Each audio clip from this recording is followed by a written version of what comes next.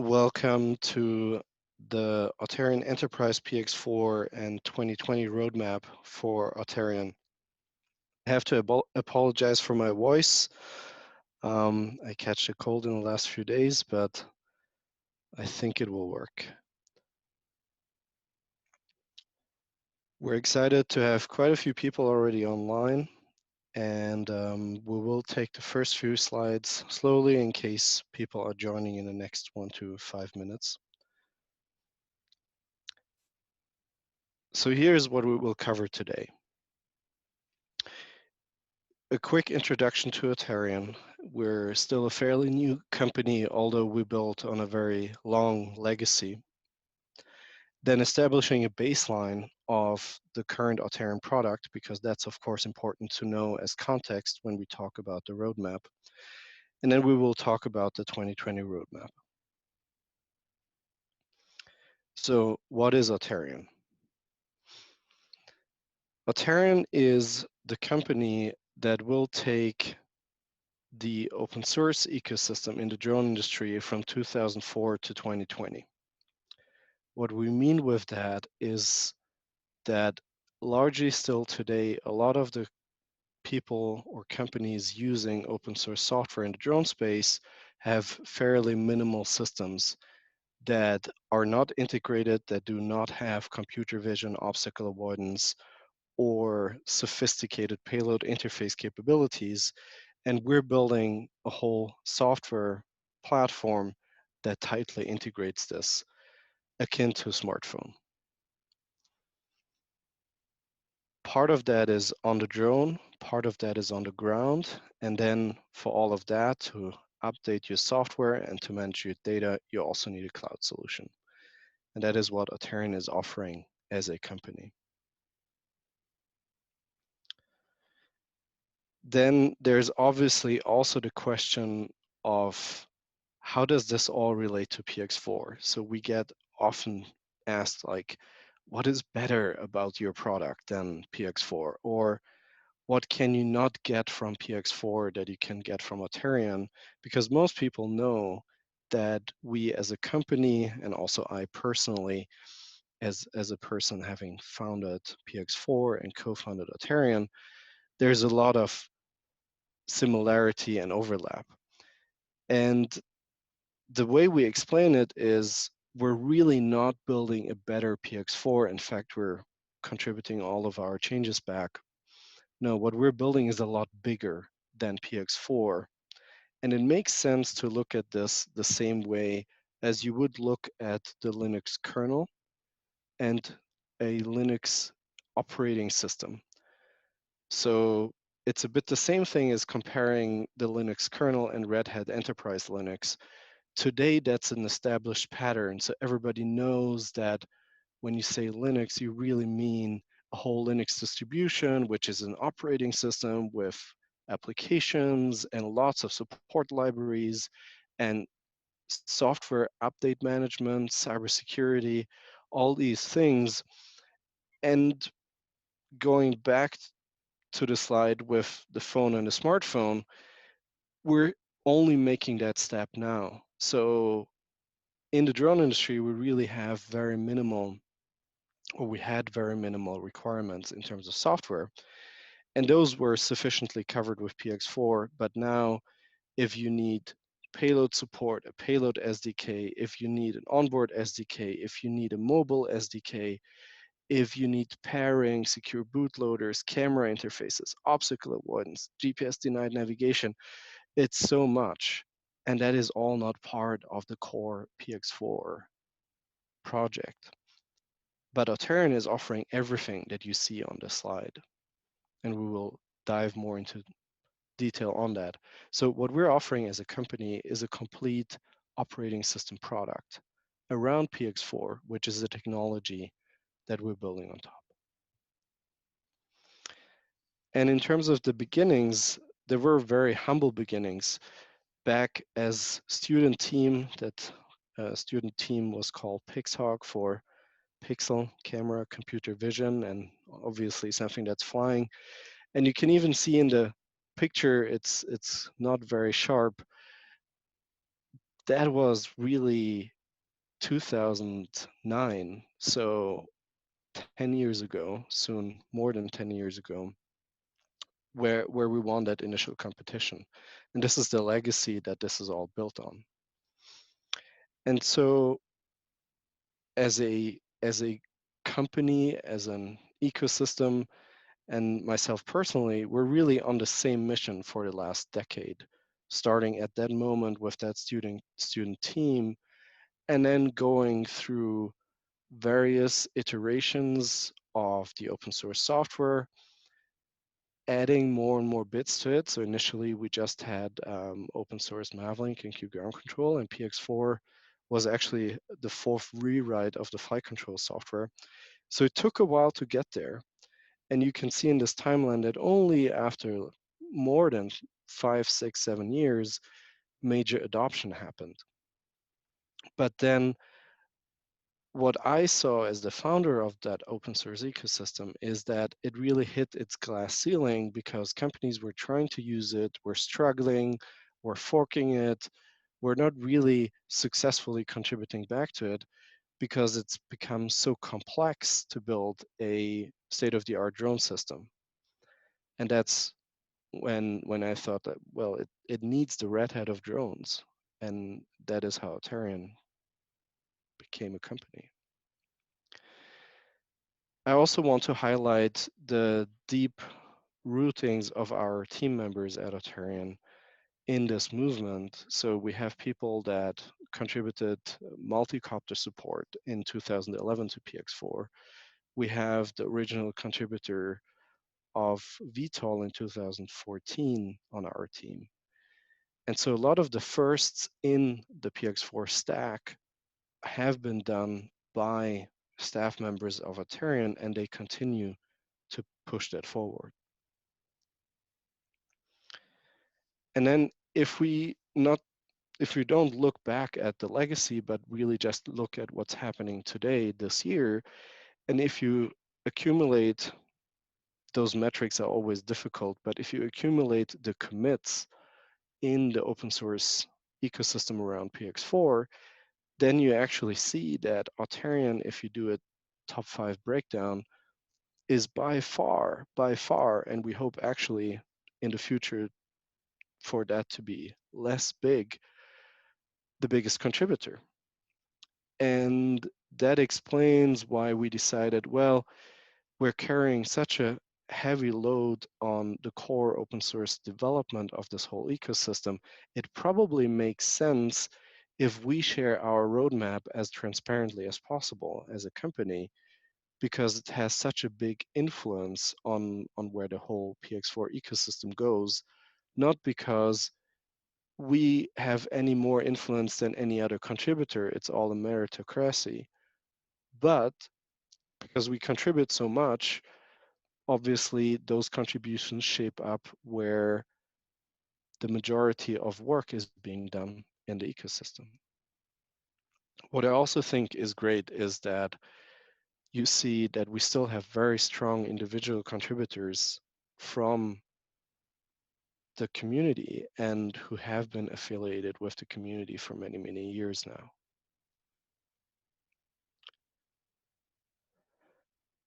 Breaking that down per project, you can also see that we have lots and lots of contributors across all of the stack. And that as a company enables us to vertically integrate in terms of having a complete open source distribution, because we can touch all the parts, we know all the parts. So introducing the company. Auterion is by now more than 50 people. We have offices in LA and in Zurich. And on this picture, we don't have everybody because we're a very international company, so it's hard to have everybody in one place. And what we do is we develop the cloud solution that's on the left, which provides over-the-air software updates and which does log analysis. we develop our enterprise PX4 distribution, and we develop a ground station. In terms of software platform, if you break that down further, what you have in the cloud suite is Insights, that's a dashboard for OEMs, SkyOps, the operator suite for end users, so for pilots, and then all backend, that's clear. On the vehicle, we support custom airframe configurations and all that, a custom Auterion management layer, which connects to the suite.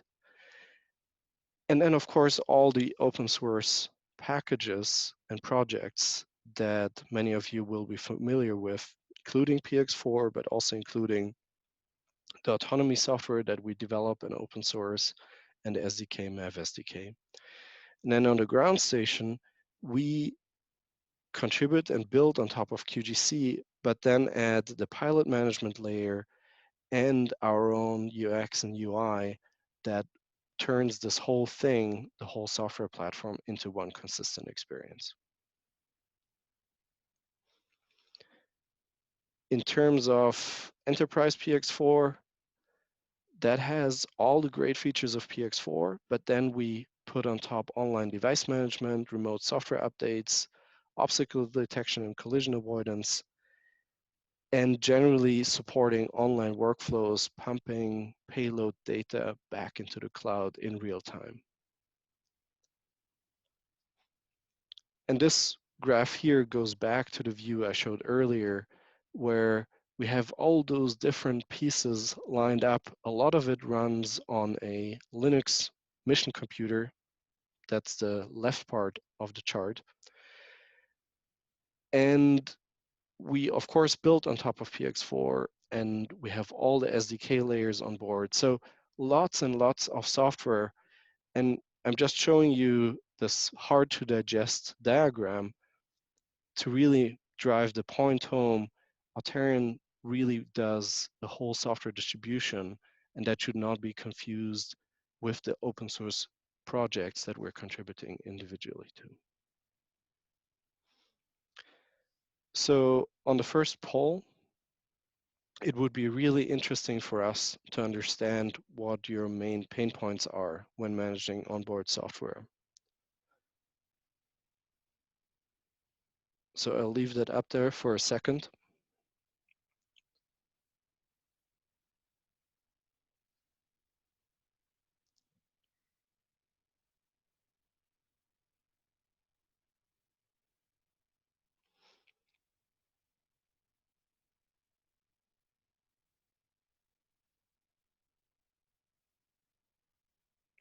So I believe most of you had enough time to cast your poll, and we can wrap this up shortly.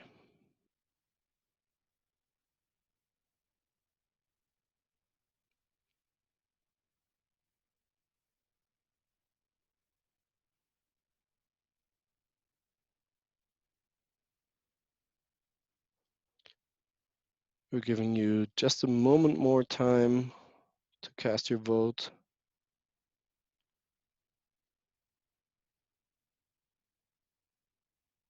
Great. Thank you for giving us feedback. That's incredibly helpful.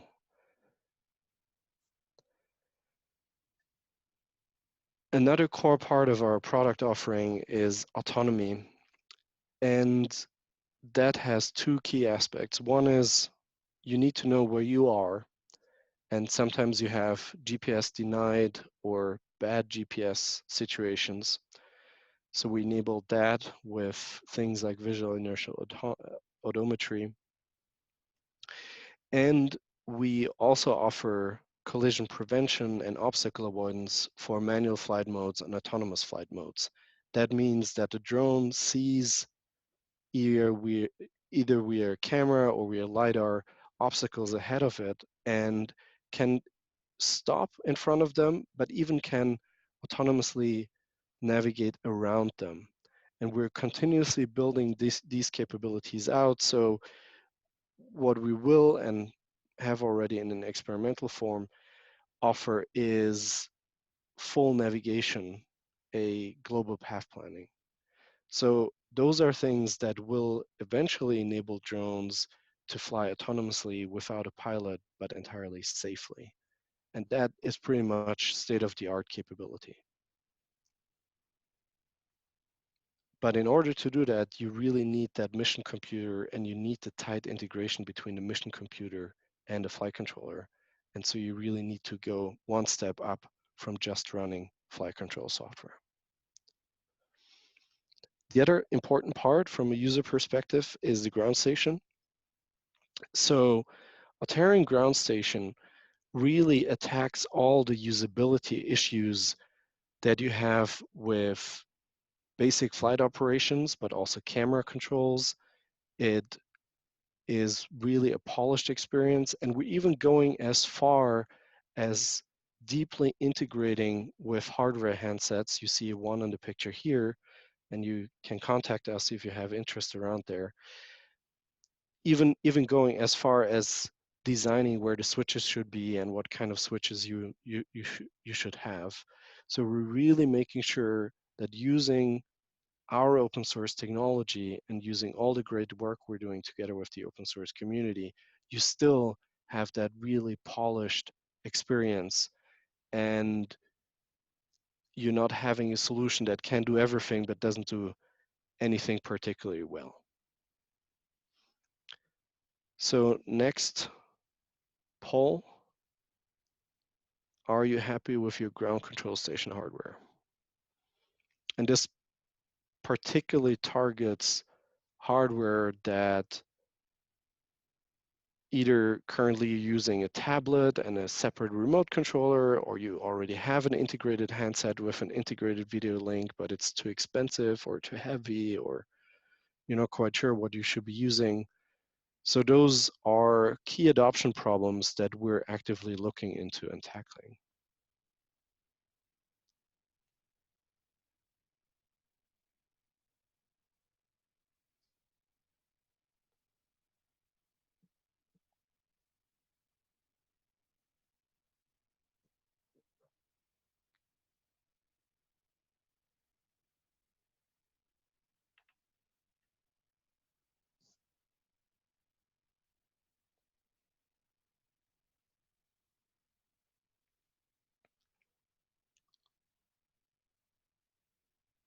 And we believe most people have voted, so we will move on. Thank you again. So now we're getting to a point that is something new. It's not just something more polished, more integrated, but it's entirely new.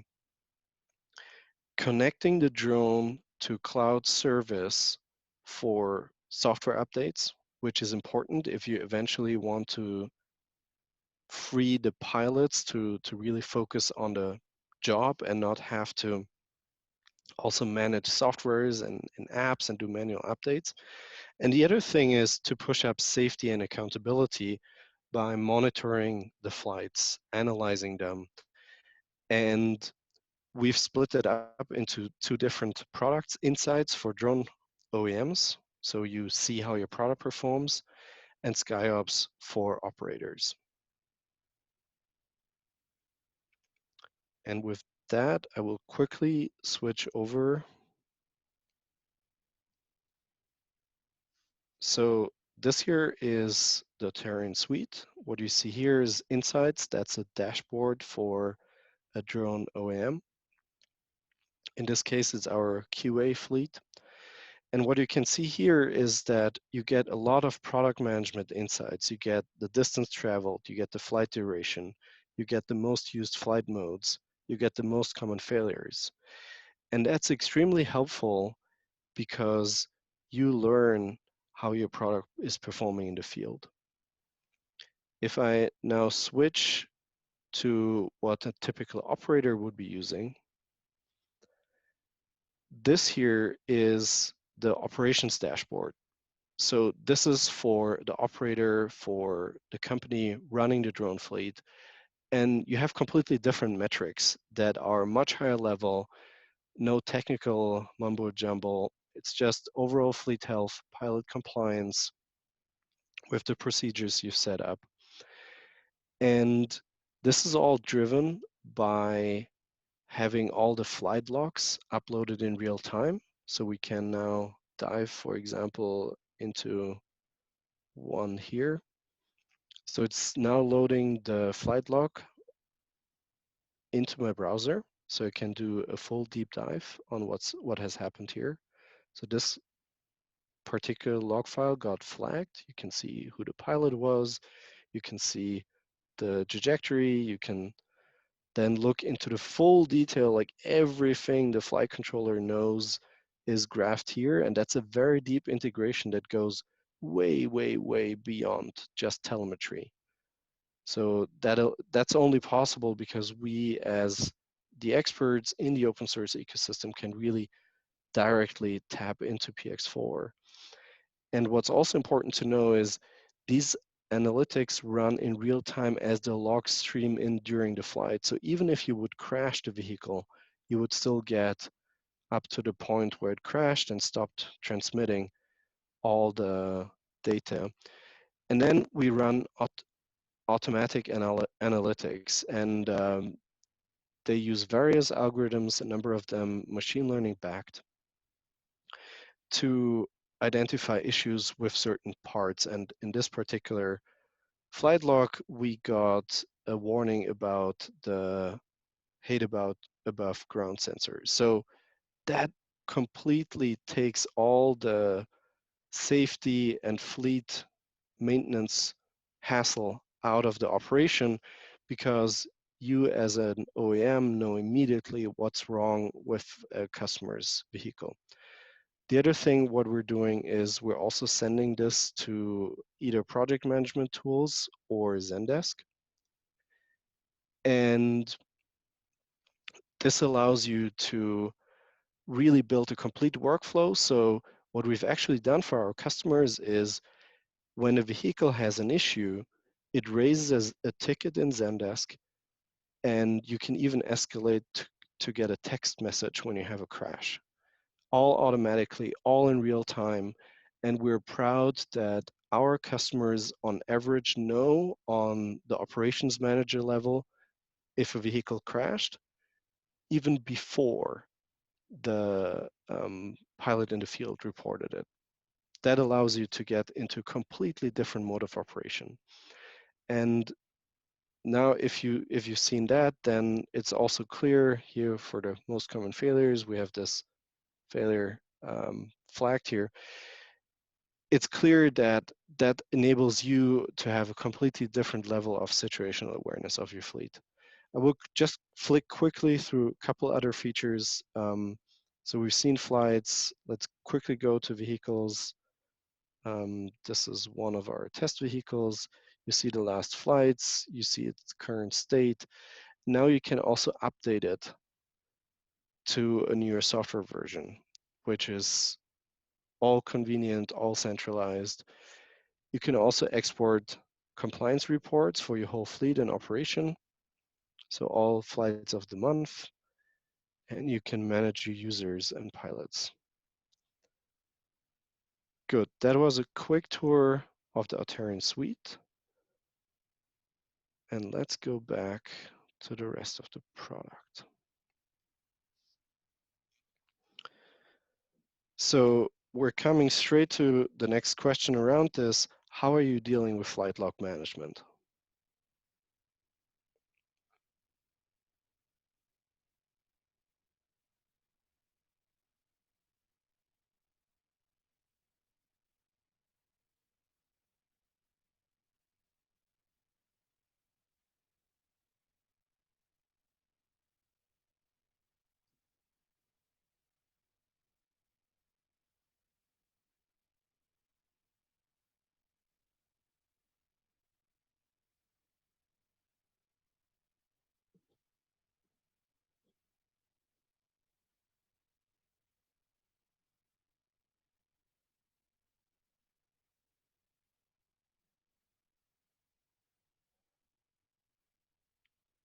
I believe most people have voted, but we'll leave that up for just a moment longer.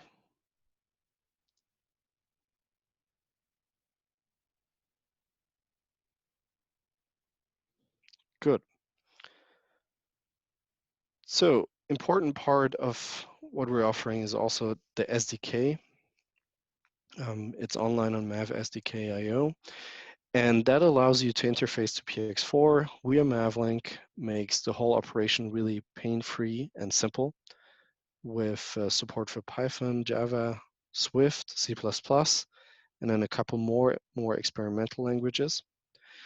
And Auterion is the lead developing group for this, but that's generally open source. But what we're also offering and adding is integrations of that SDK to the suite products you've just seen. So you can then really run everything via one SDK.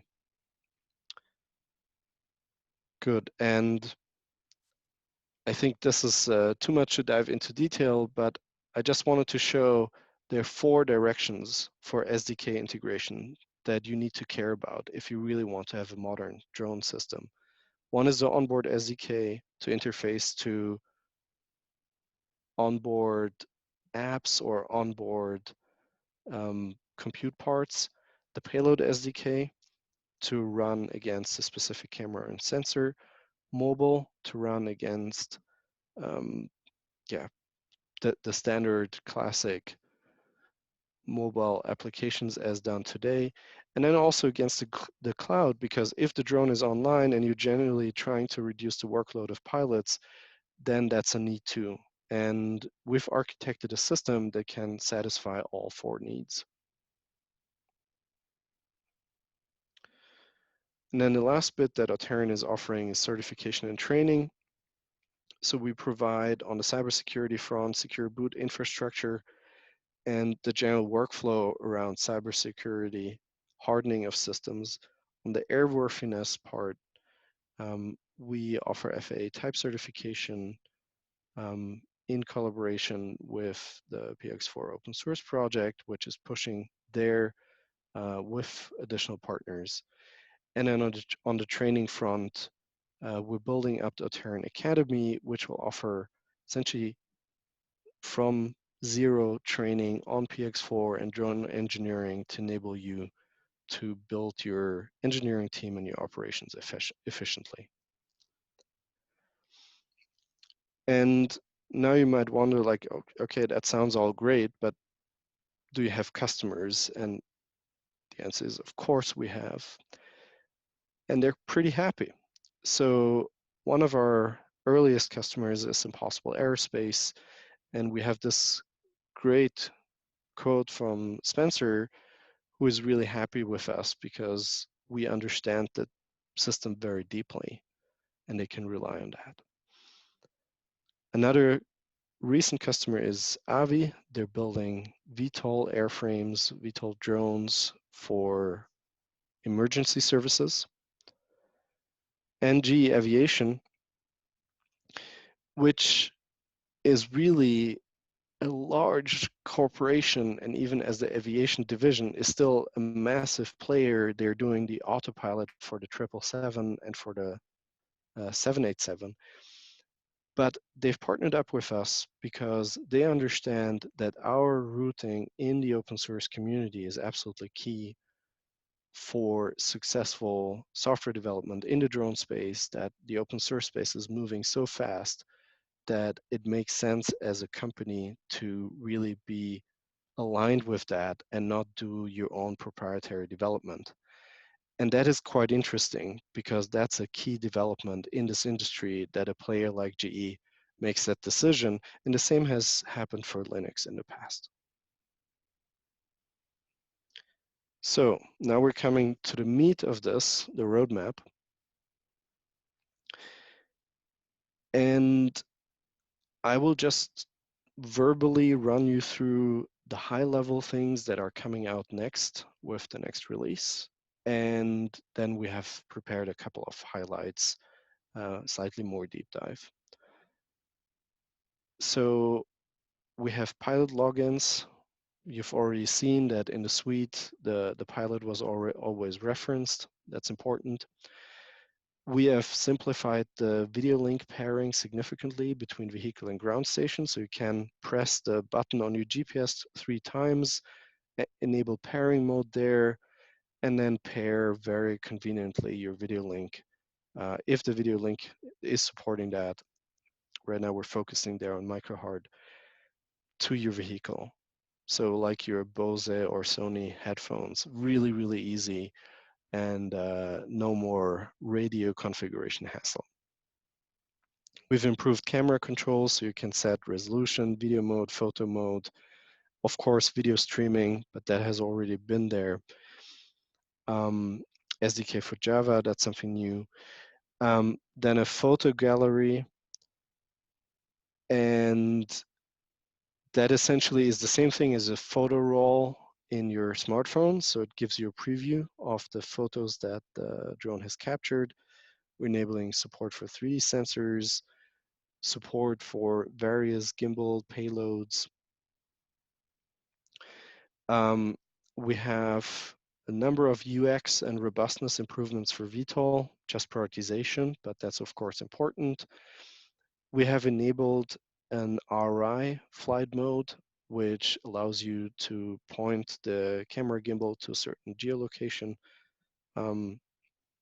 Rally points for emergency landings outside of the home location, and then just a whole set of other things that generally needed hardening. And you can see some of this is core PX4 development and is of course already upstream, but other things are really new, like vehicle to ground station pairing. That's completely outside of the flight controller, but is so important for a good user experience. And I'm going to answer a couple of questions right on this. So one was, what about IP links? So the way we architect video links is around building on top of a generic IP link and then adding layers on top of that. So yes, you can stream other protocols through that. Integration with LANs or anything else, we have an integration with AirMap. We haven't had a lot of requests for it so far, but that's definitely something we can talk about. There's a question around ground robots, so that's a really good one. Sorry for not mentioning that. Yes, we do run on rovers. We have a rover in the office which drives around every week, and it completely works for anything that is not a drone. You can also run it on a submarine or whatever you want to. Yes, that's supported. Can you use our features but with a DJI flight controller? I think there is no philosophical concern with that from our side, but our deep integration is so good because we can deeply integrate with PX4 because we know it. So if you would want to integrate that with a proprietary flight controller, you would probably lose pretty much all of the value, and that might render it not so great. Timeline for PX4 training. Well, we'll see about that in the next, I think, January or so. If you have more questions, keep coming with them, and I will run in the meantime through the feature highlights. So, Auterion Pilot login, we already showed that briefly. Essentially, what it does is you connect quickly with the AGS login, and then it opens up a browser, you enter your credentials, and then you see that you have the pilot in the compliance report. Photo gallery, that works pretty much like the photo roll in your smartphone. So as the drone is capturing images, you already get a preview download onto the ground station in real time. Then the simulation environment, that allows you to train your operators really end to end. So we do enable you to run a complete video live stream on your real ground controller. And then we captured, for example, in this example, our own training testing environment as 3D model and inserted that into the simulation. Then safe landing points. The goal of that is, here's one. I'm just highlighting that with the mouse.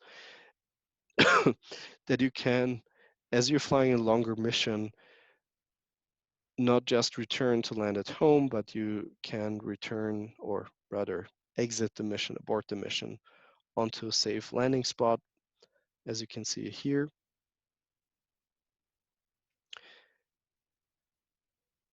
Now, what's also really important is that I've talked a lot about all these software integrations and how this all works together. But if you think then about it from a hardware perspective, it is actually fairly complex because you have the flight controller, you have the mission computer,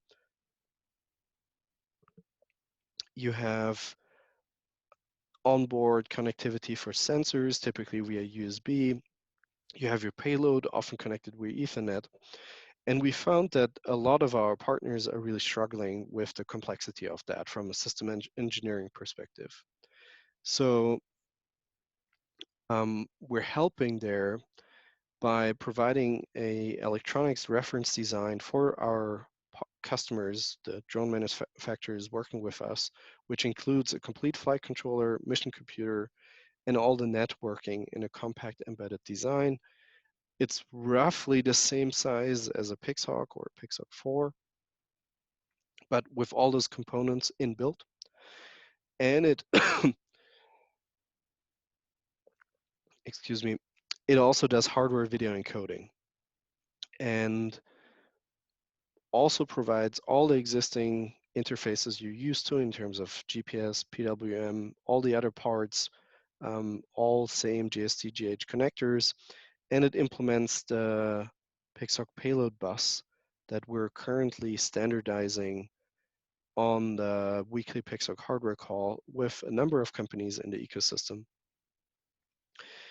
And that's all preloaded with Auterion Enterprise PX4, which includes all these components for video link, for pairing, and that makes it really simple and really tightly integrated. So that is something that will be coming up.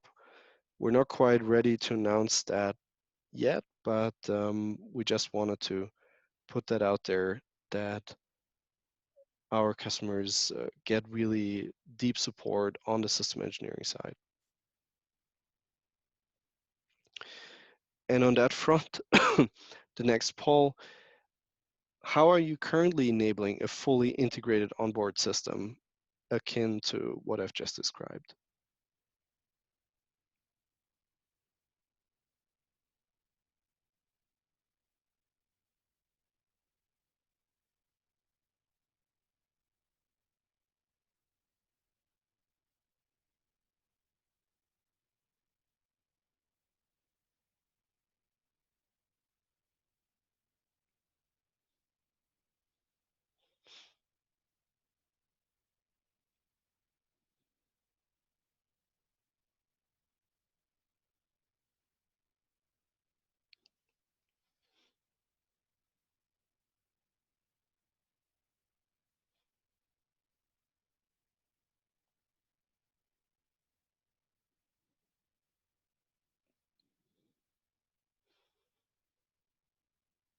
Couple more seconds for the poll.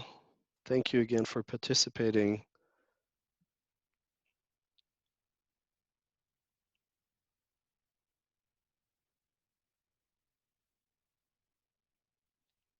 Great. And now we're coming to more technology preview level features. So we're working ourselves from next release to tech preview to the 2020 remaining roadmap. That includes multi-vehicle simulation. We've done some work there recently. Multi-vehicle SDK support. It's generally already supported, but not quite polished. LT live video streaming and real-time control, also something we do already, but we're currently improving the performance and user experience. Secure boot, flight controller, and mission computer. That's the part that allows you to make sure that your system is consistent and valid and hasn't been tampered with. We've already upstreamed the bootloader parts for PX4, and we're offering their fully integrated solution, support for the STM32H7, and also IMX RT from NXP. That's coming, and we're contributing there heavily on the PX4 front. Auterion has done a lot of work there. And then we're continuously refining the collision prevention obstacle avoidance system together with our customers. And so you should also expect significant usability and feature improvements there. So now we're coming to the really longer term roadmap. And we've categorized this into our upstream contributions, our hardware standard contributions, then our training work and offerings, and the Auterion Enterprise product. So let's start with PX4 upstream. Already mentioned H7, that's in progress and going to wrap up soon. Then one of the major work areas will be acceleration controls to improve the overall smoothness of the multicopter and VTOL control outputs. We think we can do more and better.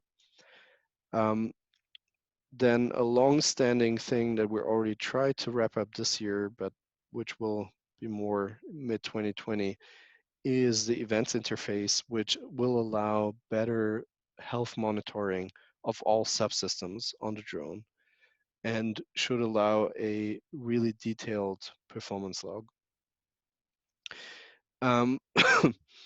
Then flight tasks and motion primitives. We would love to have more defined trajectories and also to be able to predetermine where exactly the vehicle will fly through ahead of the mission. So we can plot that in the ground station.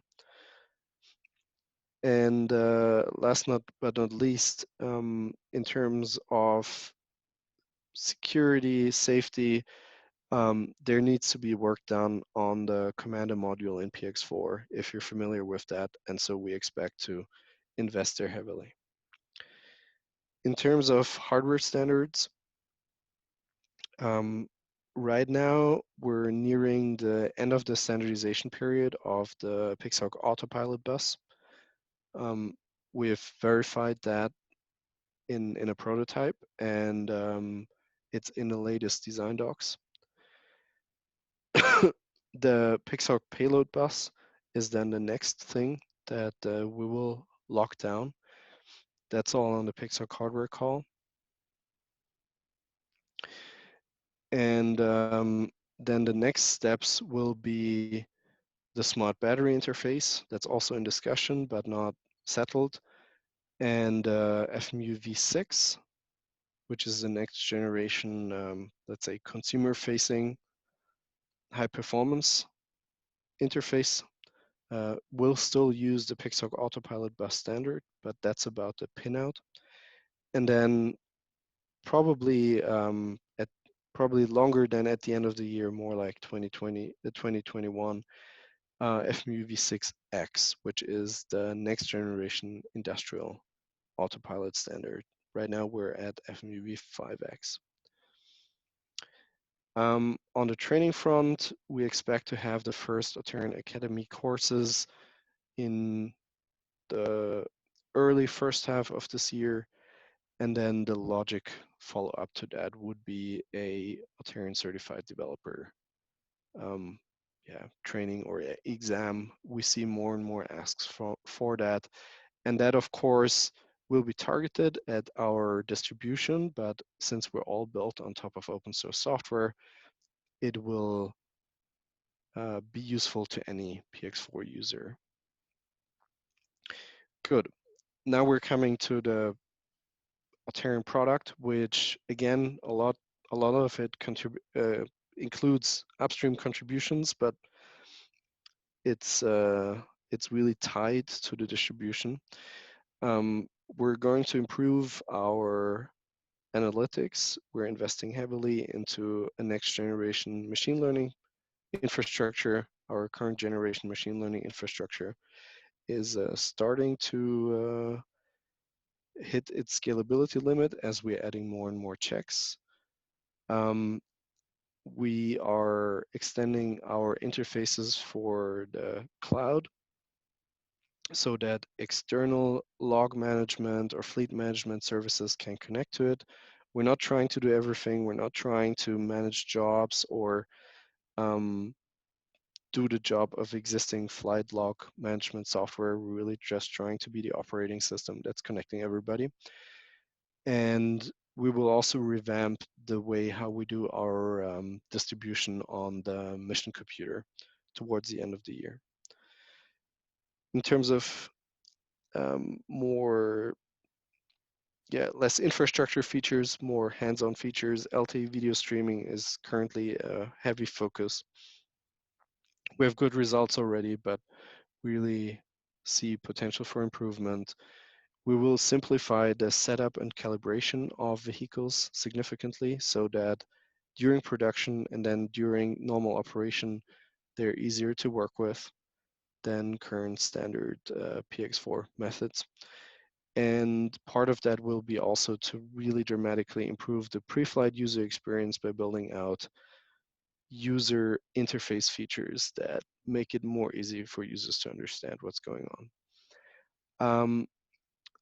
Then lots of improvements on collision prevention, our whole autonomy pipeline, multi-vehicle simulation, Auterion ground station, which is built on top of QGC.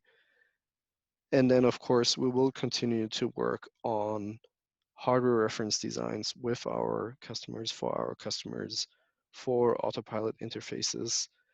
And that will eventually also include a Snapdragon 845 solution.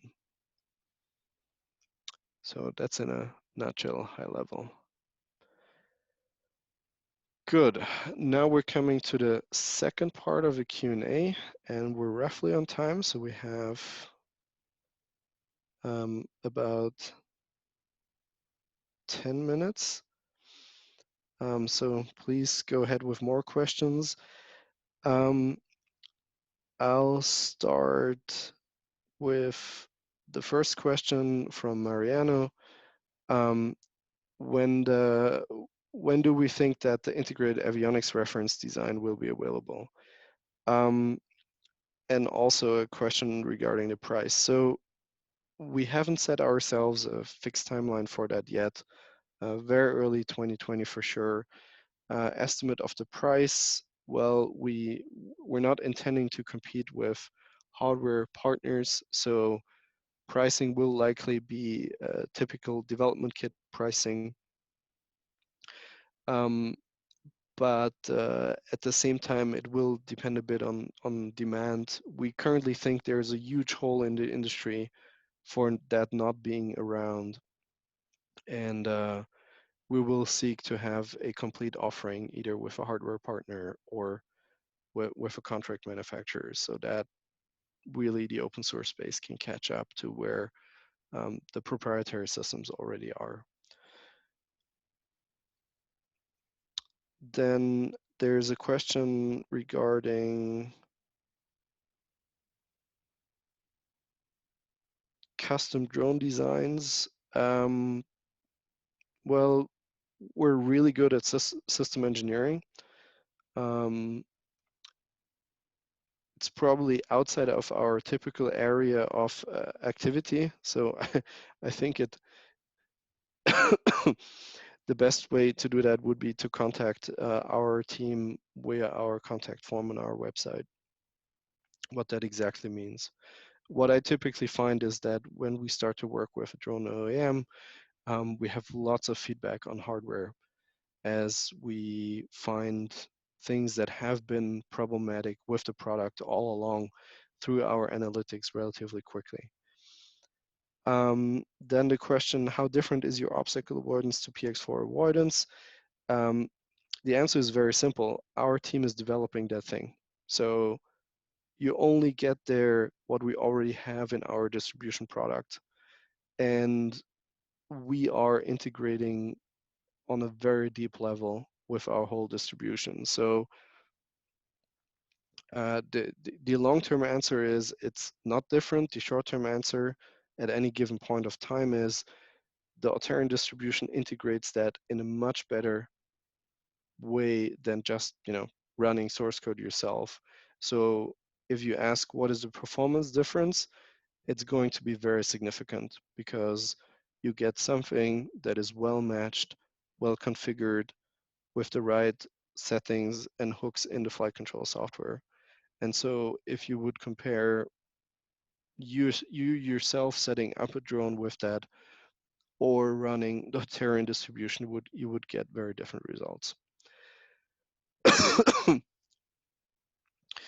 um, then there's another good question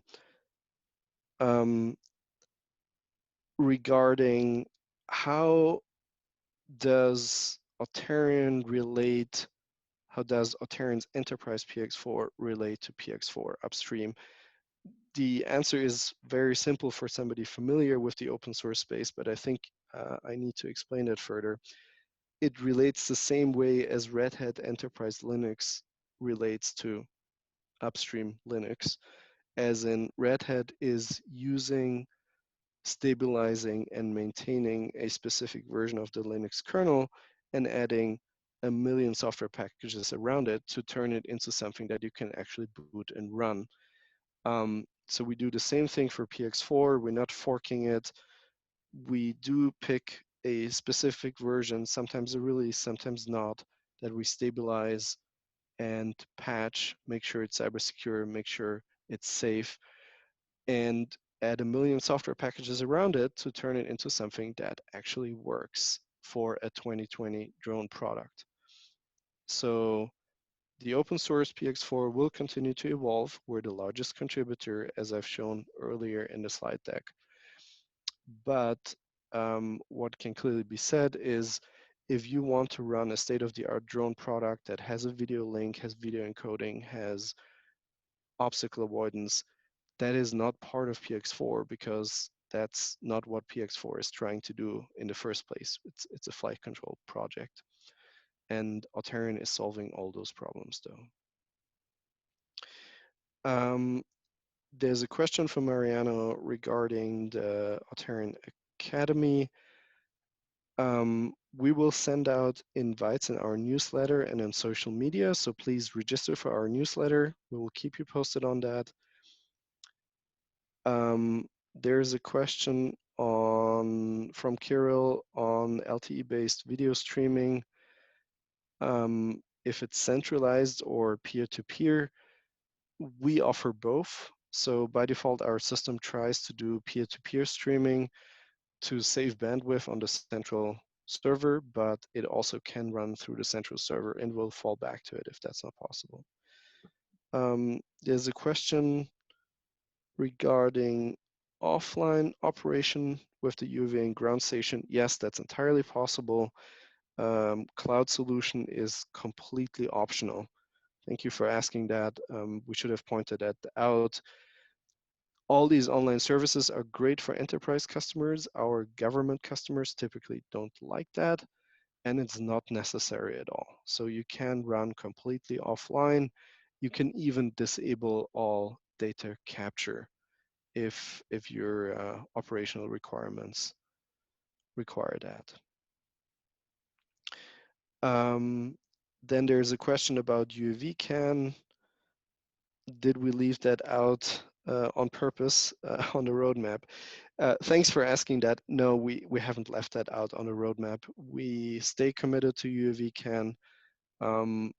We are in close contacts with the development team there, and we have a number of customers using it. So no, it's not left out. I think the main reason it's not as prominent here is that We have support for the current 0.1 release, and we will maintain that, but we're also not the company developing UAV CAN. Then there's a question about FLARM integration. We do already have FLARM integration today.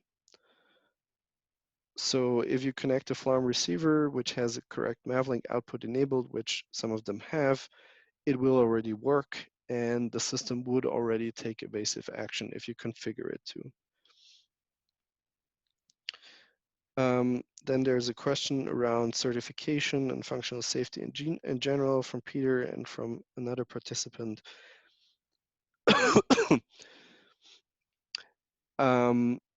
We have, so, sorry. We have a number of efforts on that front. So one is we are working with GE Aviation, which have a safety fault monitor integrated with our product. That's their combined offering that I would encourage you to look at. So that is one solution, and that is certifiable. In terms of certification of kernel, PX4 itself and hardware,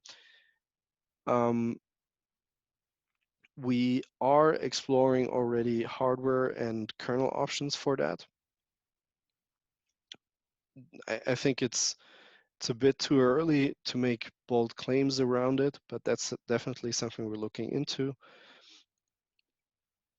And then the other complementary approach we're continuing to follow through with GE is the fault monitor. And then sort of the third avenue towards safety and permission to fly is the type certification process with FAA. And they're they're really changing the rules to essentially look at the operational performance of the aircraft. So it depends a bit what you're trying to achieve. If you're trying to achieve advanced operations, BVLOS operations with a drone, I think we're today already in pretty good shape. If you're trying to carry people, then there's probably still work to do, but I would even see a path there. We do have more time for questions, 3 more minutes. Any other questions that you have?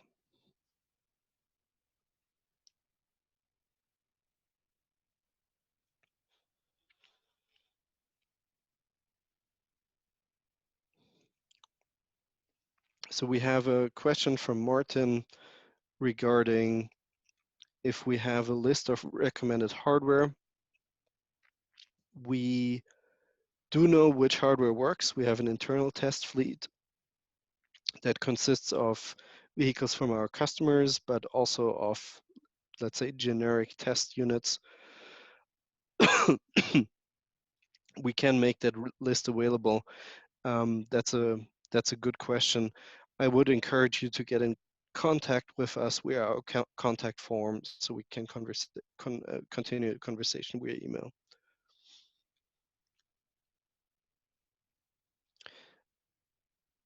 And then last question, we're closing in time from Vibu, whether we can make sure that your clients are not tampering the PX4 firmware, as I presume as drone OEM. Yes, so the way we ship the final product, it's locked down in terms of what can be changed to ensure safety, and so to make sure that not one of your customers, for example, connects standard Q ground control and changes parameters and crashes. So thank you all for attending. We're just at the end of the hour. My voice is also at the end, but I'm glad we made it here, and I hope you all have a great Christmas season. And we're really looking forward to 2020. For those of you who contribute to PX4, thank you for doing that. Keep it up. We will hold up our part of the deal, and we will continue to contribute heavily to all the associated projects. And we're excited to work with you in 2020 on changing the drone industry. Thank you.